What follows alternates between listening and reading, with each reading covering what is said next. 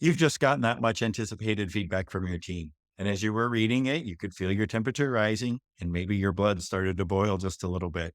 You didn't exactly know what to do. As an executive coach, I see this often. I gather feedback from teams and present them back to the leader. And often, the dissonance between the leader's intentions and the way their actions are received are completely different. In that space, the leader has four different ways of reacting to that feedback. I call them the four Ds. The first and the quickest one is just to simply dismiss it, to assume that the people who gave the feedback were flat out wrong, it doesn't fit, and you're not going to do anything with it.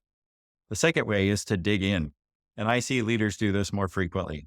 They ask me targeted questions like, who was in the room and what did they say? What were their interactions between them? And when I choose to maintain anonymity, they get upset. Well, if you don't tell me, how am I ever going to react to it? You see, what's really happening is the dissonance between who they thought they were and how they're being received is so great that they want to do something immediately to close that gap. And action makes them feel like they're doing something. The third way is to defend it. They say things like, well, this is just who I am. That's how I'm wired. That's how I've always shown up, or that's what the leadership around me does. What they're really saying is, I don't want to change. I want everyone else around me to change to meet me. And then the fourth way that leaders can react to feedback is the way I invite you to, is to digest that feedback.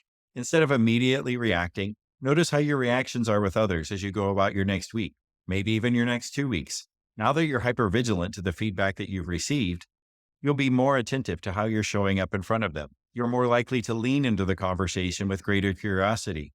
You're more likely to see the person on the other side of the table as having a perspective that you don't understand and that you need to learn more about. You see, they cared enough to give you the feedback. They cared enough to tell you. And I can't tell you how critical that is. I know it sounds very trite, but feedback truly is a gift. At your level, feedback is something that most leaders never hear. And if they do hear it, it's not authentic because by the time it gets to you, it's been sugar-coated and manipulated.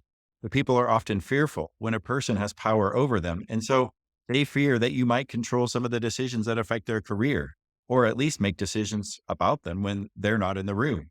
And so they want to put their best foot forward and never actually give you the candid feedback that will help you grow.